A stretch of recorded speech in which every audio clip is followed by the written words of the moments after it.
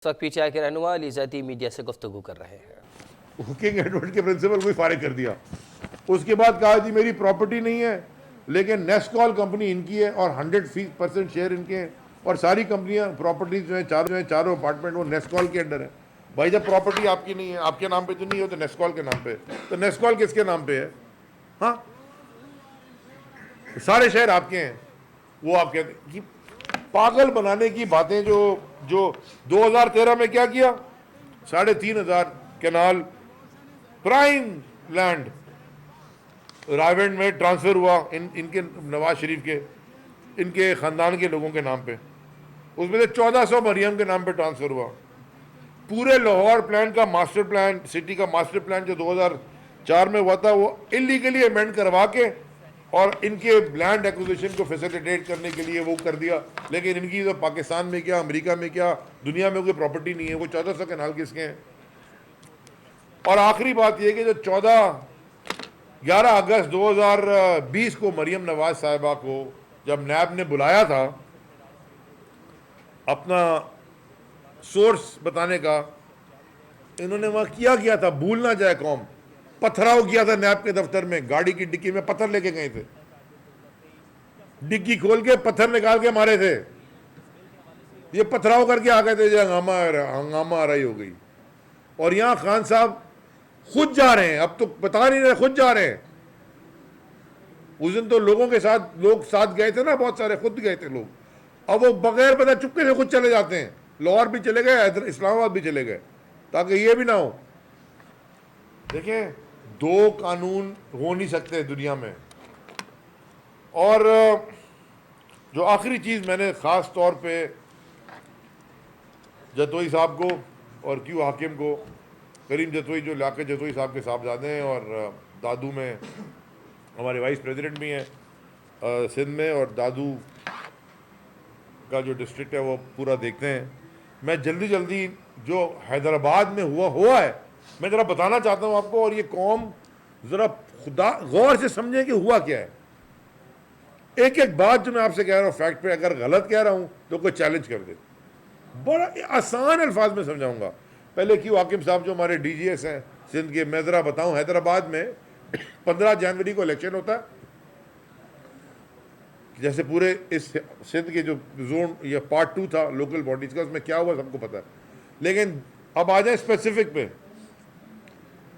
28 UC 28 और UC 35 मियां Sarfaraz town Hyderabad में, इसमें एक वार्ड में के एक पोलिंग स्टेशन के, दोनों के, एक वार्ड के एक पोलिंग स्टेशन के बैलेट बॉक्सेस लेके कोई भाग गया, क्योंकि वो हार रहे थे। अब इलेक्शन कमीशन ने 28 को हुआ ना, ये अभी दोबारा 26 तारीख को रीपोल करवाया। एक पोलिंग स्टेशन, एक वार्ड के एक पोलिंग स्टेशन पे,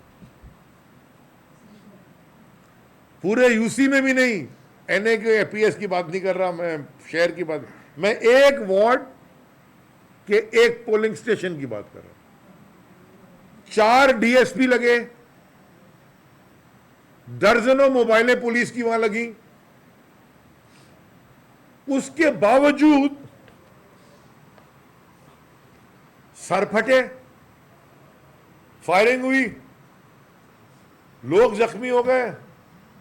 एक तूफान बदतमीजी जरदारी माफिया ने लगाया हुआ था, और पुलिस की छतरी के नीचे खुले आम बदमाशी कर रहे थे। उनकी निगरानी में खुले आम एक वार्ड का इलेक्शन हो रहा है, एक पोलिंग स्टेशन है इतने बड़े पाकिस्तान का। उसके बावजूद यूसी 28 जबरदस्ती, वो हम उस वक्त बाकी जो 3 वार्ड हैं, एक में यूसी में 4, वो जीते हुए हैं हम यूसी 28, वो हमें जबरदस्ती हरवाया गया। और यूसी 35 हम जीत गए, हमारे पास कंपाइल्ड रिजल्ट भी आ गया। 20 से तरीके इंसाफ यूसी 35 वो जीत गई, क्योंकि उस वार्ड का इलेक्शन में उन सारे हंगामा रहे के बावजूद। अब क्या करते हैं, अगले दिन पूरी यूसी का रिकाउंट कर दिया जो 15 जनवरी को हुआ था, वो उनका नहीं, उस वार्ड का, और 350 वोट रिजेक्ट कर दिए, और वो भी उनको अब यूसी दे दी। रिजल्ट हमारे पास आ गया था। ना कोई डर गया ट्राइब्यूनल में, ना कोई इलेक्शन कमीशन के धक्के खाए हमने, हमारे लोग खुद ही फैसला हुआ, खुद ही ये सारा तमाशा हो गया। ये हाल है इलेक्शन कमीशन ऑफ पाकिस्तान का। इसी तरह यहां क्या हुआ मेहड़ में, यहां पे, यह आखिरी बात मैं कह रहा हूं, फिर आपके सवाल ले लूंगा।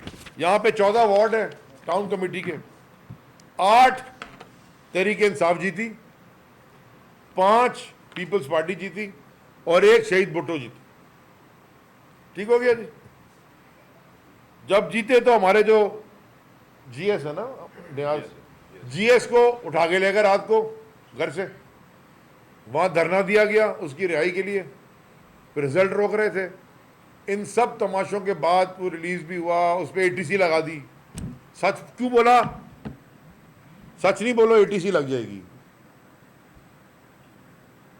कौम को ये ना तरबियत दो कि सच बोलें। कौम को नहीं दिखाना कहीं इलेक्शन में धांधली हो रही है, कौम को ये नहीं बताना कि लूटमार हो रही है, कोई आपने मोबाइल में वीडियो बना के सोशल मीडिया पर लगा दी, एटीसी आप पे लग जाएगी। आप झूठ बोलें, आप माल बनाएं, आप जो मर्जी कानून तोड़ लें, वो उसके ऊपर आपको बड़े से बड़ा दफ्तर मिल जाएगा। अगर आपने सच बोल दिया आप पे एटीसी लग जाएगी। खैर, उस बेचारे को एटीसी में उठा के ले गए, धरना हुआ, सारा कुछ हुआ। अब क्या हो रहा है? अब अच्छा, आरओ कौन था जी? सेप्को का एक्सीएन, इलेक्शन कमाने का मास्टर होगा वो शायद, है ना? हो सकता है ना, मुझे तो नहीं पता। सेप्को में इलेक्शन की ट्रेनिंग भी होती है कि जी आप सेप्को में गए, आप इलेक्शन तो जरूर करवा सकते हैं। डीआरओ डीसी साहब, अब वो इलेक्शन जीत गए, टाउन कमेटी अब आ रही है तहरीक इंसाफ के पास। ये मुराद अली शाह साहब भी बाजू वाला हल्के में, वो भाई दफे मुराद अली शाह के बारे में बता दूं, अपने घर की यूसी हार गए। जो उनके घर की यूसी थी वो हार गए अल्हम्दुलिल्लाह। हैं किसी से? अच्छा, अब क्या किया उन्होंने? अब वो बॉक्सेस पड़े हुए हैं जी आरओ डीआरओ के पास, और अब क्या कर रहे हैं? वो कहते हैं जी सारा रिकाउंट होगा, और डबल स्टैंपिंग कितनी पीछे कर बैठे हैं, कोई देखने वाला नहीं है, कोई कस्टोडियन मैलिफाइड है, और ये अब फिर रिजल्ट चेंज करने के मूड में। और इन्होंने ही रखे थे ऑफिसर्स। हाँ, ये ऑफिसर्स भी इन्होंने ही रखे। हाँ, इन्होंने ही रखे हैं ना। खुद इलेक्शन कमीशन में जब हम गए, जब ये पेशियों भुगती, वहाँ शहीद गनी बैठा हुआ और 1-2 मिनिस्टर और बैठे हुए इनके, और जो डीआरओ आरओ आ रहे थे वो एजुकेशन डिपार्टमेंट का, फलां डिपार्टमेंट का, फलां डिपार्टमेंट का, वो पहले आके बोले साईं, साईं के आगे पहले पाँव को हाथ लगाए, फिर जाए जाके खड़े थे इलेक्शन कमीशन के आगे। भाई ये अगर अपने मिनिस्टरों के आगे कैसे खड़ा होगा? अगर इस तरह इलेक्शन करवाया है तो हमने तो इसलिए बल्दियाती इलेक्शन रिजेक्ट कर दिया था, लेकिन मैं ये ज़रूर बताना चाहता था कि उस इलेक्शन के गुजरने के 2-2.5 महीने गुजरने के बाद भी ये किस तरह की धांधली कर रहे हैं। लेकिन इंशाल्लाह ये बातें एक्सपोज करना ज़रूरी होती हैं, बताना ज़रूरी होती हैं, लेकिन इंशाल्लाह मुल्क में अभी भी समझता हूँ कि जितना एक्सपोज हो गया ये पूरा सिस्टम अवाम के सामने, अगला इलेक्शन जब होगा अवाम इनको इस तरह रिजेक्ट करेगी जैसे कि कभी तारीख में नहीं हुआ। आपकी बहुत मेहरबानी जी। हाँ सर,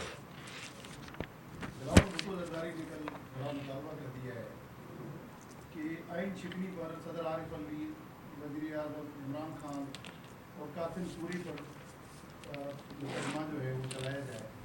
एक तो उन्होंने ये मुतालबा किया। दूसरा ये बताएं कि कल कुछ एहसास हुआ कि काश अगर पीटीआई कौमी असम्बली के अंदर होती तो ये जो एक तरफा कानून साजी हो रही है उसमें कुछ तो रुकावट बनती। अच्छा देखें, पहले तो मुझे बड़ी खुशी है कि आपने मुझे बताया कि बिलावल भुट्टो पाकिस्तान में, उन्होंने यहीं से दावा किया ना कि अमेरिका में बैठ के तो नहीं किया ना, वहाँ से दावा कौमी असम्बली में दावा किया। उनकी बात को वैसे हम जब असम्बली में मेंबर बैठे भी थे तो इतनी संजीदगी से कोई लेता नहीं था। अक्सर मैं देखता था जब वो तकरीर कर रहे हैं तो 4-5 जो साथ बैठे होते थे ना उनके आली मवाली, वो तो होते थे, बाकी उनके अपने लोग भी बाहर चले आते थे, क्योंकि वो आवाज़ ऐसी है ना कि वो बर्दाश्त से बाहर है। हमारे तो कम अज़ कम मैंने आज तक उनकी तकरीर पूरी नहीं सुनी, बाहर ही चला जाता था। हालांकि मुझे कहा भी गया कि आप क्यों नहीं इसका जवाब देते, मैंने कहा इसको सुनेगा कौन, इसका जवाब देने के लिए इसको सुनना पड़ेगा, और जिसमें बर्दाश्त है। तो हमाद और मुराद ने बर्दाश्त की ताकत ज़्यादा थी मुझसे, ये आवाज़ सुनने की ब्रेक फेल हुई भी, वो जवाब देते थे। तो इनकी बात को ज़्यादा सीरियसली लिया मत करें, ही मीन्स नथिंग, वो यानी कि वो उनको पता ही नहीं है वो क्या कह रहे हैं। जहाँ तक आपने बात की कि हमें देखिए हमने असेंबली से इस्तीफ़ा क्यों दिया था, उसकी रीज़न बड़ी सिंपल थी, क्योंकि जब भी दुनिया में कोई वोट ऑफ नो कॉन्फिडेंस होता है तो फ़ौरन फ्रेश मैंडेट के लिए जाती है हुकूमत, जो भी आती है जिसके खिलाफ वोट ऑफ नो कॉन्फिडेंस होता है, जो लेके आता है वो फ़ौरन फ्रेश मैंडेट के लिए जाता है इलेक्शन में। हमने इस्तीफ़ा दे दिया, हमने कहा कराओ, इन्होंने नहीं माना, नहीं मानने के बाद हमने कहा अच्छा नहीं मान रहे हम वापस आ रहे हैं, तो कह रहे हैं हम मान रहे हैं, अब स्टेट कोर्ट्स ने भी दे दिया है। तो ये तो एक पूरा बहुत डीप रूटेड तमाशा है। मैं तो सिर्फ ये सारी ताकत जो भी पाकिस्तान में ताकतवर तबके हैं जो मुल्क के फ़ैसले कर रहे हैं, मेरी उनसे दोबारा हर प्रेस कॉन्फ्रेंस में आप सारे मेरे भाई बैठे होते हैं, मैं एक ही आजिज़ाना गुजारिश करता हूँ कि ये एक किताब है लिखी हुई, आईन पाकिस्तान, कॉन्स्टिट्यूशन ऑफ पाकिस्तान। तो आईन पाकिस्तान में ना बहुत सारी चीज़ें क्लियरली डिफाइंड हैं, और उसके बाद जो आईन पाकिस्तान में बहुत सारी चीज़ें जिनमें क्लैरिटी चाहिए थी, उसमें PLD यानी कि केसेस भरे हुए हैं और जजमेंट भरी हुई हैं।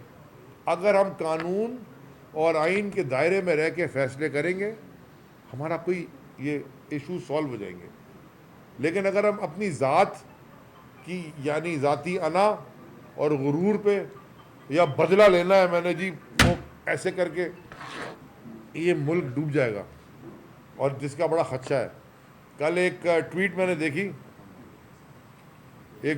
देखी कल कि इस्तांबुल से एक किसी ने ट्वीट की थी तस्वीर लगा के, इस्तांबुल से फ़्लाइट आ रही थी इस्लामाबाद, उस पूरी फ्लाइट में एक आदमी बैठा हुआ था, अकेला आया, उसने तस्वीर लगाई कि ये कमाल है कि पूरे कैबिन में मैं अकेला बैठा हूं। तो वो कहता है मैंने जब पूछा स्टाफ से कि यार इतनी लंबी फ्लाइट है टर्किश एयरलाइन की, खाली आ रही है, तुम चला क्यों रहे हो? उसने कहा वापसी में सीटें नहीं मिल रही, भरी हुई जा रही है फुल। इसका मतलब आपको पता है एग्जिडस हो रहा है, यहां से लोग निकल रहे हैं। आप में से, हम में से जिसको भी मौका मिलेगा वो कहता है निकलो उधर से। मिलियन लोग जा चुके हैं। आपको वापसी में दुबई से कराची आना है, प्रॉब्लम ही कोई नहीं है। हाँ, CM भी मैंने सुना कनाडा गए में लाइसेंस बनवाने किसी का। Thank you. और यहां से जाने की आप सीट करके दिखाएं जरा। रमज़ान में तो ट्रैवल कम होती है ना, वहाँ भी ख़ास तौर पे मिडल ईस्ट में भी वीज़ों में टाइम ज़्यादा लगता है कम, यानी कि जल्दी बंद हो जाते हैं दफातर। आप सीटें देखें ज़रा। अब तो आप एमिरेट्स की टिकट ट्रैवल एजेंट देते नहीं, आपको क्रेडिट कार्ड पे लेनी पड़ती है। ट्रैवल एजेंट इशू ही नहीं कर रहा क्योंकि वो टिकट ले ही नहीं रहे, क्योंकि आप पेमेंट नहीं कर रहे। ये हाल कर दिया मुल्क। सर आज अखबारात में एक खबर आई है कि PTI मुज़ाकरात के लिए तैयार है, लेकिन इमरान खान ने ये कहा है कि मुज़ाकरात PDM से नहीं करेंगे, बाकी करेंगे। तो बाकी किसी के साथ मेरी नज़र से एक बड़ा खान साहब का उसमें उन्होंने कहा है कि ये 1 पॉइंट एजेंडा, आप हमें इलेक्शन की तारीख दें। वो तो पहले दिन से कह रहे हैं। मेहरबानी साईं, थैंक यू। PTI सिंध के सदर और साबिक वज़ीर अली ज़ैदी दीगर रहनुमाओं के हमरा प्रेस कॉन्फ्रेंस कर रहे थे। उनका कहना था कि जज साहब ने अहसान न्याज़ी का केस डिस्चार्ज कर दिया था, उन पर सिंध में अब कोई केस नहीं, मगर वो अब भी गडाब थाने में बैठे हुए हैं। जज साहब ने कहा था कि अहसान न्याज़ी को फौरी दस्तियाब परवाज़ से लाहौर भिजवा दिया जाए। हमारे सोशल मीडिया के लोगों को उठाया जा रहा है। ये मुल्क बनाना रिपब्लिक नहीं, पाइनएप्पल रिपब्लिक बन गया है। बंदियाल साहब का टर्नओवर सितंबर में ख़त्म हो जाएगा। उन्होंने शायद 2 या 300 मोटे हुए लिए होंगे।